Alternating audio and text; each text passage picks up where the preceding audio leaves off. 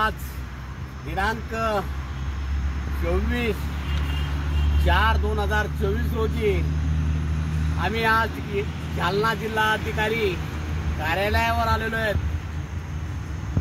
जालना लोकसभा मतदारसंघाची पूर्वतयारी आज आम्ही या ठिकाणी केलेली आहे।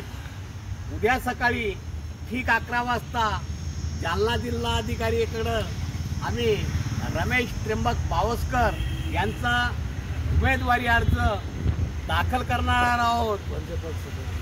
लोकराज्य या पार्टीकडून रमेश त्र्यंबक पावसकर हे अधिकृत उमेदवार आहे, तरी सिल्लोड, सोयगाव, जाफराबाद, भोकरदन, पैठण, फुलंब्री, अंबड या मतदारसंघातील सर्व माझ्या आदिवासी बांधवांना विनंती आहे की सकाळी ठीक 11 वाजता रमेश त्र्यंबक पावसकर हे आपला अर्ज निवडणूक अधिकाऱ्याकडे सादर करतील।